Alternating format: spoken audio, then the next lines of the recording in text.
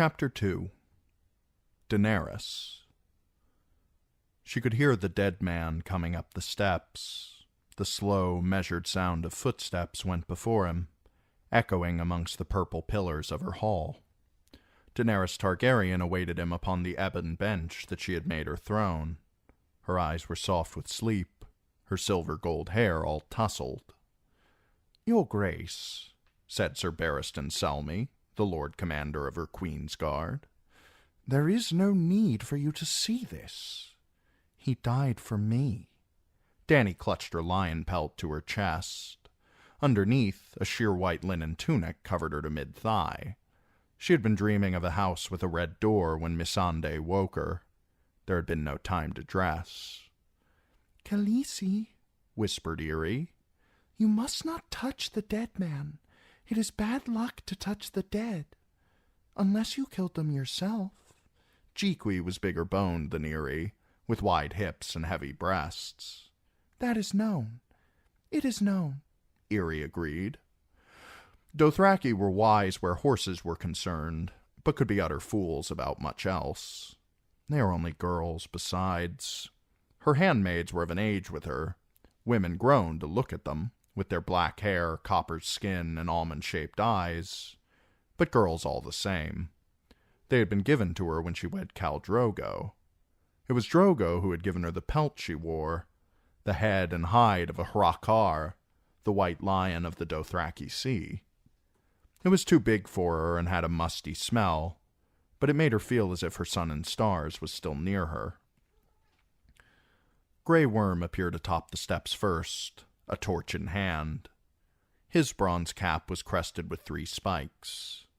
Behind him followed 4 of his Unsullied, bearing the dead man on their shoulders. Their caps had only 1 spike each, and their faces showed so little they might have been cast of bronze as well. They laid the corpse down at her feet. Sir Barristan pulled back the blood-stained shroud. Grey Worm lowered the torch so she might see. The dead man's face was smooth and hairless, though his cheeks had been slashed open ear to ear. He had been a tall man, blue-eyed and fair of face. Some child of Lys or old Volantis, snatched off a ship by corsairs and sold into bondage in Red Astapor. Though his eyes were open, it was his wounds that wept. There were more wounds than she could count. "Your Grace," Sir Barristan said, "there was a harpy drawn on the bricks in the alley where he was found, drawn in blood." Daenerys knew the way of it by now. The sons of the harpy did their butchery by night, and over each kill they left their mark. "Grey Worm, why was this man alone? Had he no partner?" By her command, when the Unsullied walked the streets of Meereen by night, they always walked in pairs. "My queen," replied the captain, "your servant Stalwart Shield had no duty last night. He had gone to a certain place, to drink and have companionship." "A certain place? What do you mean?" "A house of pleasure, your grace." "A brothel." Half of her freedmen were from Yunkai, where the wise masters had been famed for training bed slaves. The way of the 7 sighs. Brothels had sprouted up like mushrooms all over Meereen. It is all they know. They need to survive. Food was more costly every day, whilst the price of flesh grew cheaper. In the poorer districts, between the stepped pyramids of Meereen's slaver nobility, there were brothels catering to every conceivable erotic taste she knew. Even so, what could a eunuch hope to find in a brothel? "Even those who lack a man's parts may still have a man's heart, your grace," said Grey Worm. "This one has been told that your servant Stalwart Shield sometimes gave coin to the women of the brothels to lie with him and hold him." "The blood of the dragon does not weep." "Stalwart Shield," she said, dry-eyed. "That was his name?" "If it please your grace." "It is a fine name." The good masters of Astapor had not allowed their slave soldiers even names. Some of her Unsullied reclaimed their birth names after she had freed them. Others chose new names for themselves. "Is it known how many attackers fell upon Stalwart Shield?" "This one does not know. Many. 6 or more," said Sir Barristan. "From the look of his wounds, they swarmed him from all sides. He was found with an empty scabbard. It may be that he wounded some of his attackers." Dany said a silent prayer that somewhere one of the Harpy's sons was dying even now, clutching at his belly and writhing in pain. "Why did they cut open his cheeks like that?" "Gracious Queen," said Grey Worm, "his killers had forced the genitals of a goat down the throat of your servant Stalwart Shield. This one removed them before bringing him here." "They could not feed him his own genitals. The Astapori left him neither root nor stem." "The sons grow bolder," Dany observed. Until now they had limited their attacks to unarmed freedmen, cutting them down in the streets or breaking into their homes under the cover of darkness to murder them in their beds. "This is the first of my soldiers they have slain." "The first," Sir Barristan warned, "but not the last." "I'm still at war," Dany realized. "Only now I'm fighting shadows." She had hoped for a respite from the killing, for some time to build and heal. Shrugging off the lion pelt, she knelt beside the corpse and closed the dead man's eyes, ignoring Jeekwee's gasp. "Stalwart Shield shall not be forgotten. Have him washed and dressed for battle, and bury him with cap and shield and spears." "It shall be as your grace commands," said Grey Worm. "Send men to the Temple of the Graces and ask if any man has come to the Blue Graces with a sword wound. And spread the word that we will pay gold for the short sword of Stalwart Shield. Inquire of the butchers and the herdsmen, and learn who has been gelding goats of late." Perhaps some goatherd would confess. "Henceforth no man of mine walks alone after dark." "These ones shall obey." Daenerys pushed her hair back. "Find these cowards for me. Find them so that I might teach the Harpy's sons what it means to wake the dragon." Grey Worm saluted her. His Unsullied closed the shroud once more, lifted the dead man onto their shoulders, and bore him from the hall. Sir Barristan Selmy remained behind. His hair was white, and there were crow's feet at the corners of his pale blue eyes. Yet his back was still unbent, and the years had not yet robbed him of his skill at arms. "Your Grace," he said, "I fear your eunuchs are ill-suited for the tasks you set them." Dany settled on her bench and wrapped her pelt about her shoulders once again. "The Unsullied are my finest warriors. Soldiers, not warriors, if it please your Grace. They were made for the battlefield, to stand shoulder to shoulder, behind their shields with their spears thrust out before them. Their training teaches them to obey, fearlessly, perfectly, without thought or hesitation. Not to unravel secrets or ask questions. Would knights serve me any better?" Selmy was training knights for her, teaching the sons of slaves to fight with lance and longsword in the Westerosi fashion. But what good would lances do against cowards who killed from the shadows? "Not in this," the old man admitted. "And your Grace has no knights save me. It will be years before the boys are ready." "Then who, if not Unsullied? Dothraki would be even worse." Dothraki fought from horseback. Mounted men were of more use in open fields and hills than in the narrow streets and alleys of the city. Beyond Meereen's walls of many-colored brick, Dany's rule was tenuous at best.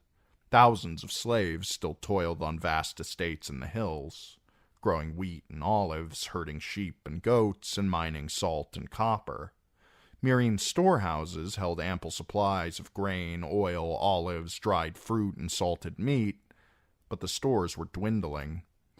So Dany had dispatched her tiny Khalasar to subdue the hinterlands, under the command of her 3 blood riders, whilst Brown Ben Plum took his second son south to guard against Yunkish incursions.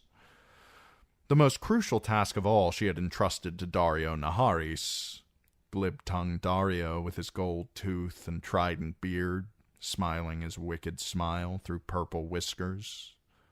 Beyond the eastern hills was a range of rounded sandstone mountains, the Kizai Pass and Lazar.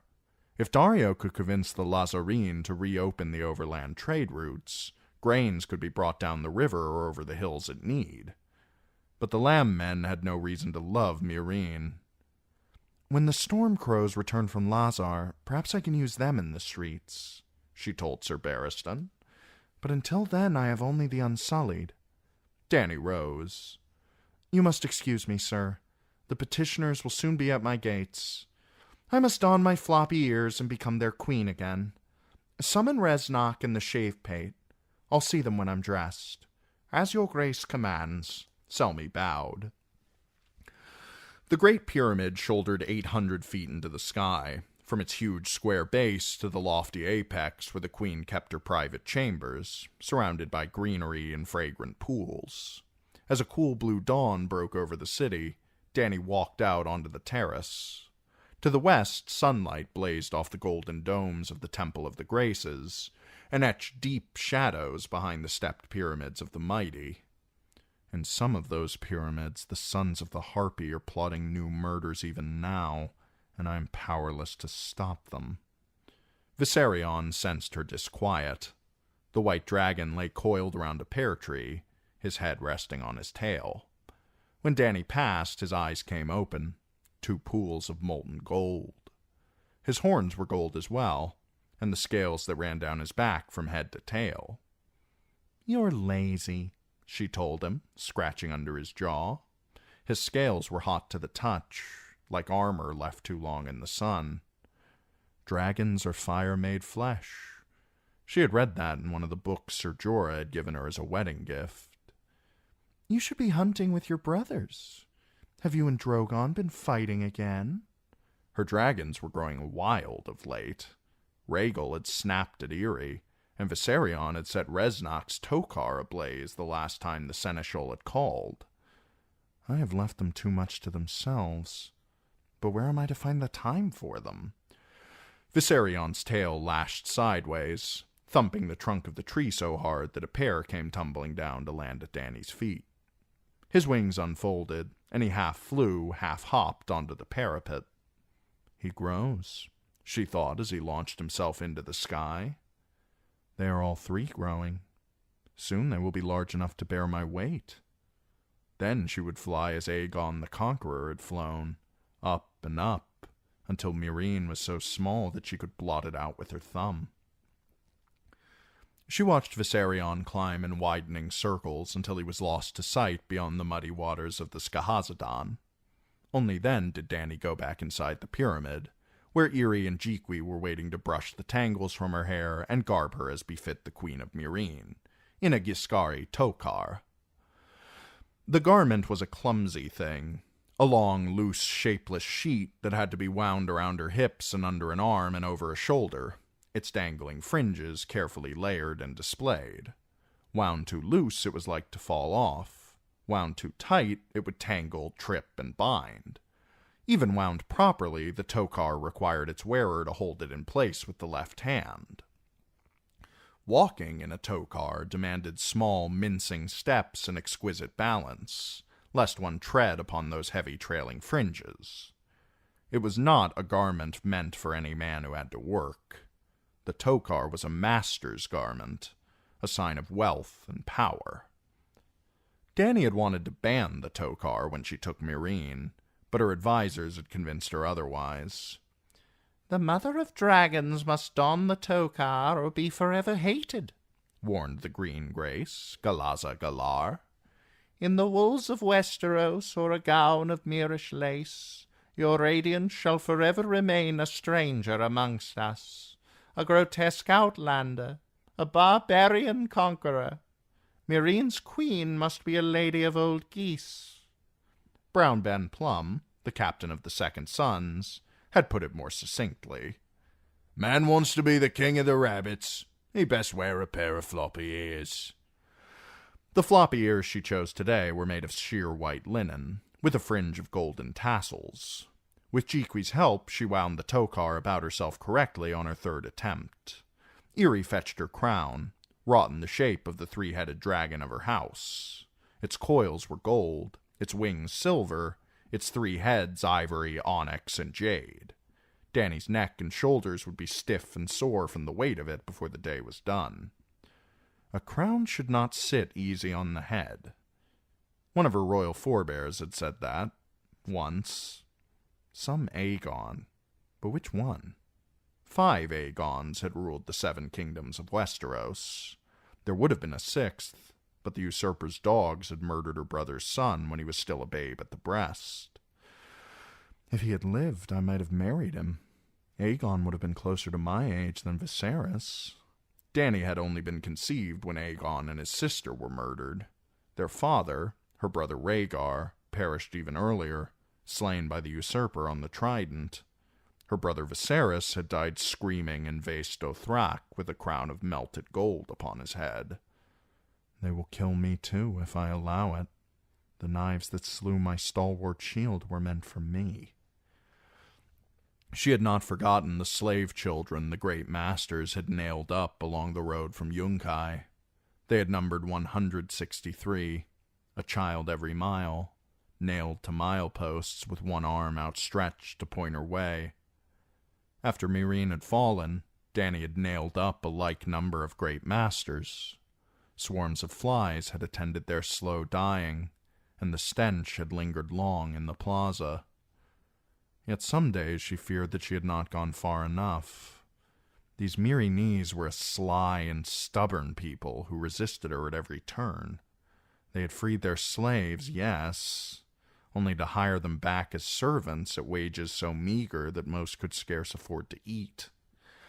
Those too old or young to be of use had been cast into the streets, along with the infirm and the crippled. And still the great masters gathered atop their lofty pyramids to complain of how the Dragon Queen had filled their noble cities with hordes of unwashed beggars, thieves, and whores. To rule Meereen, I must win the Meereenese, however much I may despise them. I am ready, she told Irri. Reznak and Skahaz waited atop the marble steps. Great Queen, declared Reznak Reznak. You are so radiant today, I fear to look on you. The seneschal wore a tokar of maroon silk with a golden fringe. A small, damp man, he smelled as if he had bathed in perfume and spoke a bastard form of High Valyrian, much corrupted and flavored with a thick Giscari growl. You are kind to say so, Dany answered, in the same tongue.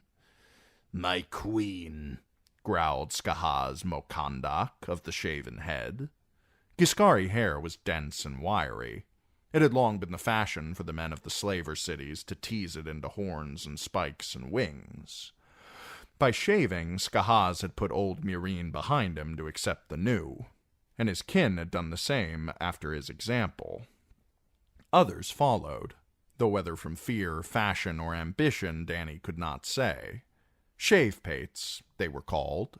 Skahaz was the shave-pate, and the vilest of traitors to the sons of the Harpy and their ilk. We were told about the eunuch. His name was Stalwart Shield. More will die unless the murderers are punished. Even with his shaven scalp, Skahaz had an odious face. A beetled brow, small eyes with heavy bags beneath them, a big nose dark with blackheads, oily skin that looked more yellow than the usual amber of Giscari. It was a blunt, brutal, angry face. She could only pray it was an honest one as well. How can I punish them when I do not know who they are? Dany demanded of him. Tell me that, bold Skahaz. You have no lack of enemies, your grace. You can see their pyramids from your terrace. Zak, Hazkar, Gazin, Merrick, Lorak, all the old slaving families. Pal most of all. A house of women now. Bitter old women with a taste for blood. Women do not forget. Women do not forgive. No, Dany thought, and the usurper's dogs will learn that when I return to Westeros. It was true that there was blood between her and the house of Paul. Osnak Zopal had been cut down by strong Belwas in single combat. His father, commander of Mirine's city watch, had died defending the gates when Jozo's cock smashed them into splinters. 3 uncles had been among the 163 on the plaza. "How much gold have we offered for information concerning the Sons of the Harpy?" Dany asked. 100 honors, if it please your radiance. 1,000 honors would please us more. Make it so. Your grace has not asked for my counsel, said Skahaz Shavepate. But I say that blood must pay for blood. Take 1 man from each of the families I have named and kill him. The next time one of yours is slain, take 2 from each great house and kill them both. There will not be a 3rd murder. Resnak squealed in distress. No, gentle queen. Such savagery would bring down the ire of the gods. We will find the murderers, I promise you. And when we do, they will prove to be base-born filth. You shall see. The seneschal was as bold as Skahaz, though in his case the gods were responsible. Should any hair be so insolent as to appear, my barber stands with razor ready, he had assured her when she raised him up. There were times when Dany wondered if that razor might not be better saved for Resnak's throat. He was a useful man, but she liked him little and trusted him less. The Undying of Karth had told her she would be thrice betrayed. Mirri Maz-Dur had been the first, Ser Jorah the second. Would Resnak be the third? The Shavepate? Daario? Or would it be someone I would never suspect? Ser Barristan or Grey Worm or Missandei? Skahaz, she told the Shavepate, I thank you for your counsel. Resnak, see what 1,000 honors may accomplish. Clutching her tokar, Daenerys swept past them down the broad marble stair. She took 1 step at a time, lest she trip over her fringe and go tumbling headfirst into court. Missandei announced her. The little scribe had a sweet, strong voice. All kneel for Daenerys Stormborn, the unburnt, Queen of Meereen, Queen of the Andals and the Rhoynar and the First Men, Khaleesi of the Great Grass Sea, Breaker of Shackles, and Mother of Dragons. The hall had filled. Unsullied stood with their backs to the pillars, holding shields and spears, the spikes on their caps jutting upward like a row of knives. The Meereenese had gathered beneath the eastern windows. Her freedmen stood well apart from their former masters. Until they stand together, Meereen will know no peace. Arise! Dany settled onto her bench. The hall rose. That at least they do as one. Resnak Mo Resnak had a list. Custom demanded that the queen begin with the Astapori envoy, a former slave who called himself Lord Gale, though no one seemed to know what he was lord of. Lord Gale had a mouth of brown and rotted teeth, and the pointed yellow face of a weasel. He also had a gift. Cleon the Great sends these slippers as a token of his love for Daenerys Stormborn, the mother of dragons. Eerie slid the slippers onto Dany's feet. They were gilded leather, decorated with green freshwater pearls. Does the Butcher King believe a pair of pretty slippers will win my hand? King Cleon is most generous. You may thank him for his lovely gift. Lovely, but made for a child. Dany had small feet, yet the pointed slippers mashed her toes together. Great Cleon will be pleased to know they pleased you, said Lord Gale. His magnificence bids me say that he stands ready to defend the Mother of Dragons from all her foes. If he proposes again that I wed King Cleon, I'll throw a slipper at his head, Dany thought. But for once the Astapori envoy made no mention of a royal marriage. Instead, he said, The time has come for Astapor and Meereen to end the savage reign of the wise masters of Yunkai, who are sworn foes to all those who live in freedom. Great Cleon bids me tell you that he and his new Unsullied will soon march. His new Unsullied are an obscene jape. King Cleon would be wise to tend his own gardens, and let the Yunkai tend theirs. It was not that Dany harbored any love for Yunkai. She was coming to regret leaving the Yellow City untaken after defeating its army in the field. The wise masters had returned to slaving as soon as she moved on, and were busy raising levies, hiring sellswords, and making alliances against her. Cleon the self-styled Great was no better, however. The Butcher King had restored slavery to Astapor, the only change being that the former slaves were now the masters, and the former masters were now the slaves.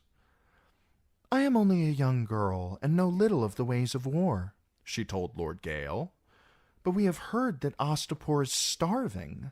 Let King Cleon feed his people before he leads them out to battle."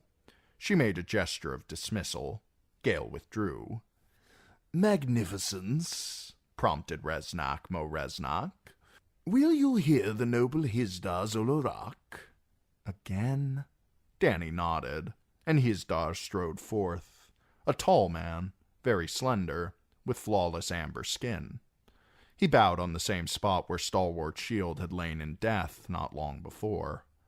"I need this man," Dany reminded herself. Hisdar was a wealthy merchant with many friends in Meereen, and more across the seas. He had visited Volantis, Lys, and Karth, had kin in Tolos and Illyria, and was even said to wield some influence in New Geese, where the Yunkai were trying to stir up enmity against Dany and her rule. And he was rich, famously and fabulously rich, and like to grow richer if I grant his petition. When Dany had closed the city's fighting pits, the value of pit shares had plummeted. Hisdar Zolorak had grabbed them up with both hands, and now owned most of the fighting pits in Meereen. The nobleman had wings of wiry red-black hair sprouting from his temples. They made him look as if his head were about to take flight. His long face was made even longer by a beard bound with rings of gold. His purple tokar was fringed with amethysts and pearls. "Your Radiance will know the reason I am here." "Why, it must be because you have no other purpose but to plague me. How many times have I refused you?" 5 times, Your Magnificence." 6 now. I will not have the fighting pits reopened." "If Your Majesty will hear my arguments." "I have 5 times. Have you brought new arguments?" "Old arguments," Hisdar admitted. "New words, lovely words, and courteous, more apt to move a queen." "It is your cause I find wanting, not your courtesies. I've heard your arguments so often I could plead your case myself." "Shall I?" Dany leaned forward. "The fighting pits have been a part of Meereen since the city was founded. The combats are profoundly religious in nature, a blood sacrifice to the gods of geese.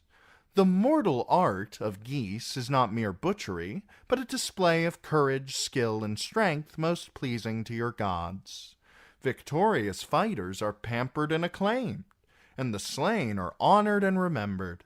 By reopening the pits, I would show the people of Meereen that I respect their ways and customs. The pits are far famed across the world. They draw trade to Meereen, and fill the city's coffers with coin from the ends of the earth. All men share a taste for blood, a taste the pits help slake. In that way, they make Meereen more tranquil. For criminals condemned to die upon the sands, the pits represent a judgment by battle, a last chance for a man to prove his innocence." She leaned back again with a toss of her head. "There. How have I done?" "Your Radiance has stated the case much better than I could have hoped to do myself. I see that you are eloquent as well as beautiful. I am quite persuaded." She had to laugh. But I am not."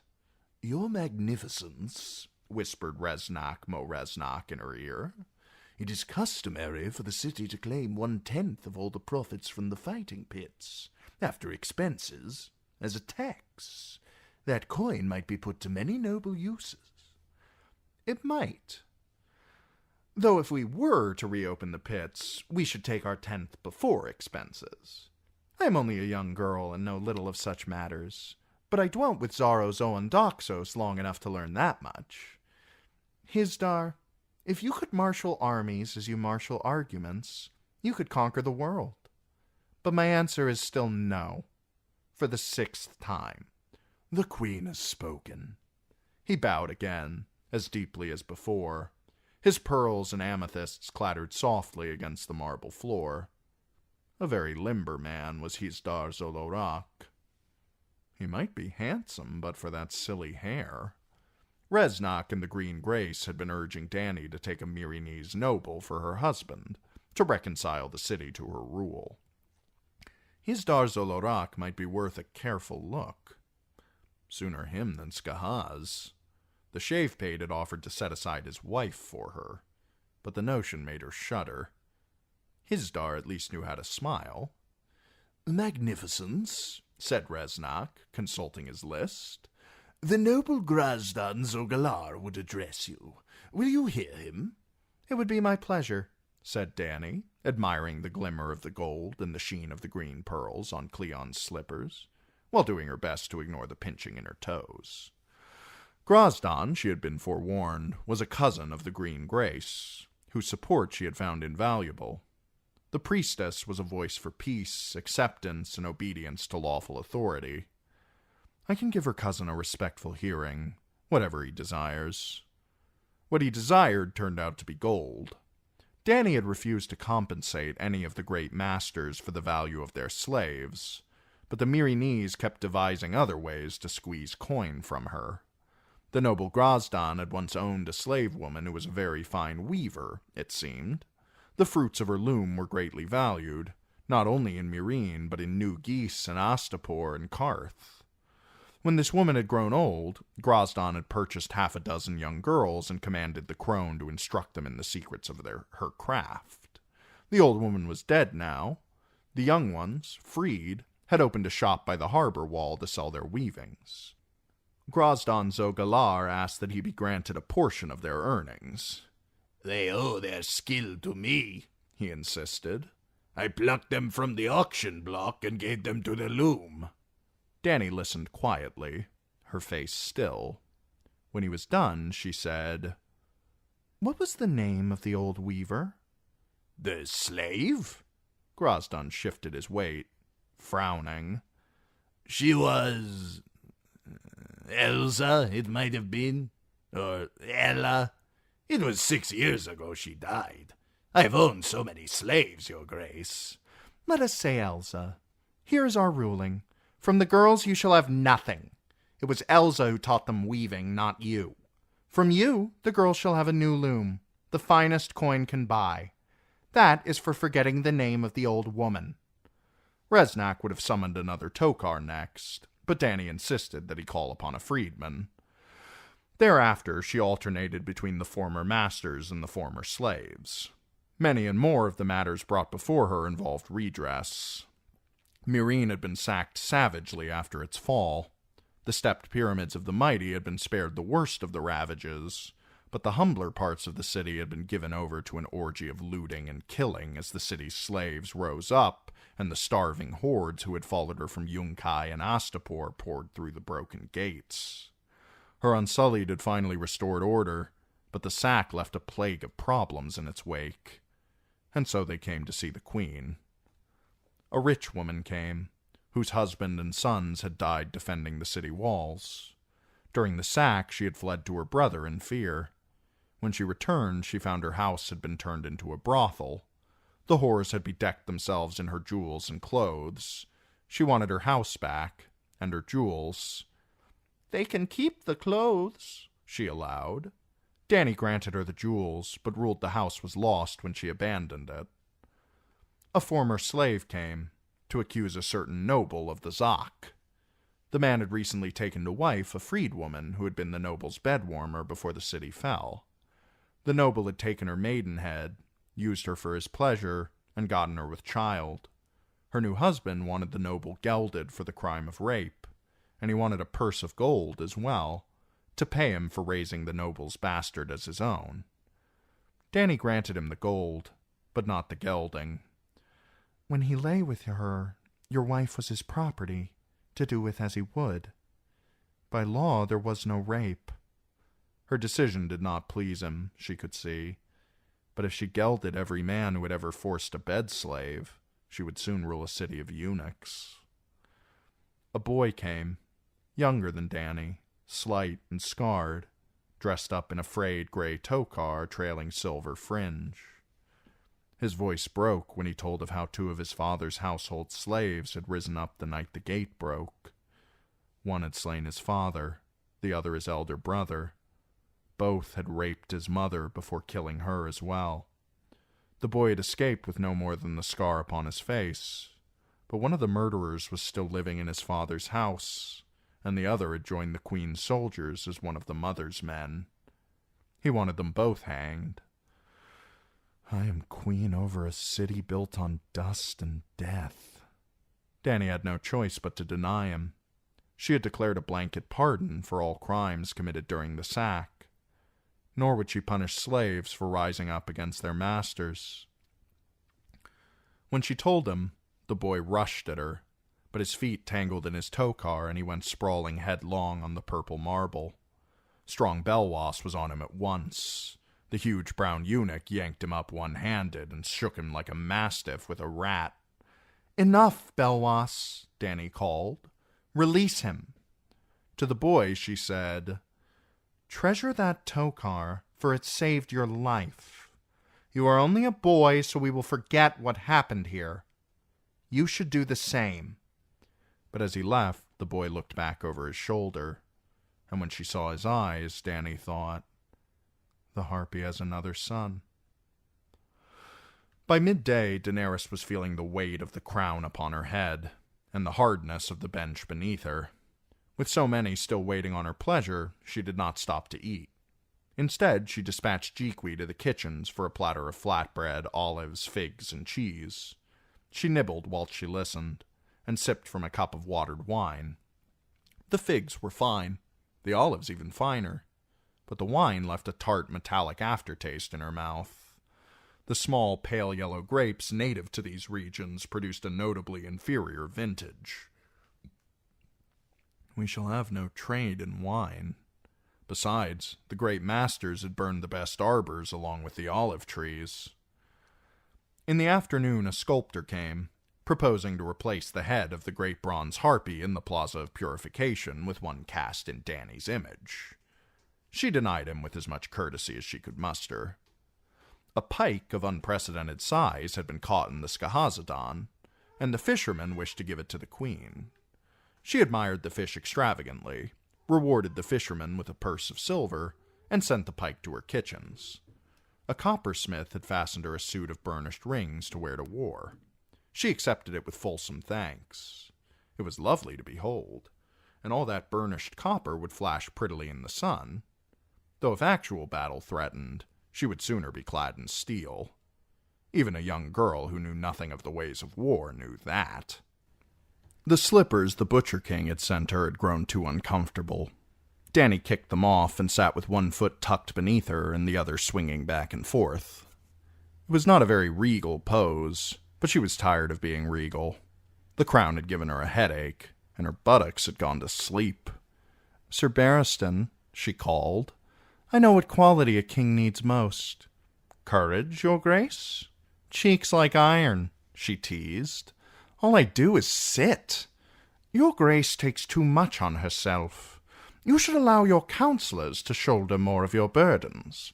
I have too many counselors and too few cushions. Dany turned to Resnack. How many more? 23, if it please your magnificence, with as many claims. The seneschal consulted some papers. 1 calf and 3 goats.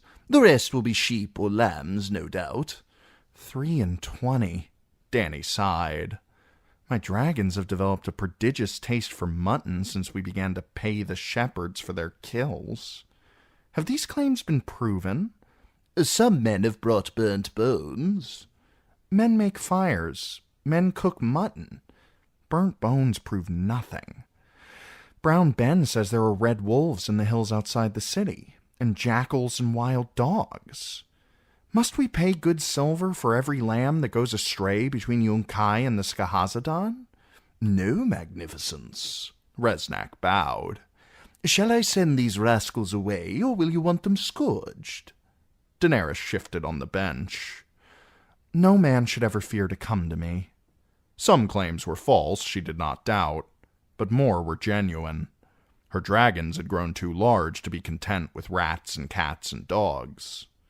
The more they eat, the larger they will grow, Sir Barristan had warned her, and the larger they grow, the more they'll eat. Drogon especially ranged far afield and could easily devour a sheep a day. Pay them for the value of their animals, she told Reznak. But henceforth claimants must present themselves at the Temple of the Graces and swear a holy oath before the gods of geese. It shall be done.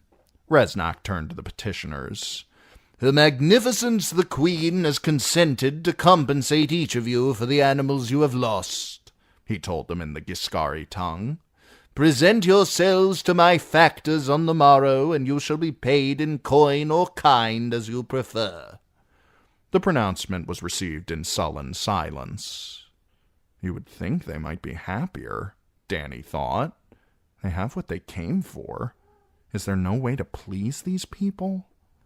One man lingered behind as the rest were filing out. A squat man with a wind-burnt face, shabbily dressed. His hair was a cap of coarse red-black wire cropped about his ears, and in one hand he held a sad cloth sack. He stood with his head down, gazing at the marble floor as if he had quite forgotten where he was. And what does this one want? Dany wondered. All kneel for Daenerys Stormborn, the unburnt, Queen of Meereen, Queen of the Andals and the Rhoynar and the First Men, Khaleesi of the Great Grass Sea, Breaker of Shackles and Mother of Dragons, cried Missandei in her high, sweet voice. As Dany stood, her tokar began to slip. She caught it and tugged it back in place. You with the sack, she called. Did you wish to speak with us? You may approach. When he raised his head, his eyes were red and raw as open sores. Dany glimpsed Sir Barristan sliding closer, a white shadow at her side. The man approached in a stumbling shuffle, one step and then another, clutching his sack. Is he drunk or ill? She wondered. There was dirt beneath his cracked yellow fingernails. What is it? Dany asked. Do you have some grievance to lay before us? Some petition? What would you have of us?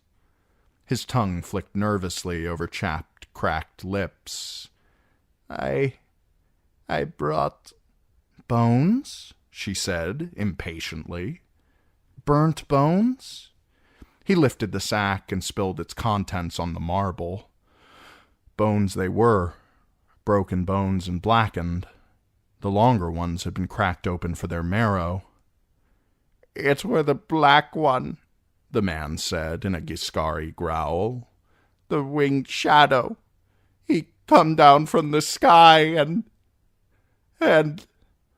No. Dany shivered. No. Oh, no. Are you deaf, fool? Reznak Reznak demanded of the man. Did you not hear my pronouncement? See my factors on the morrow, and you shall be paid for your sheep. Reznak, Sir Barristan said quietly, hold your tongue and open your eyes. Those are no sheep bones. No, Dany thought. Those are the bones of a child.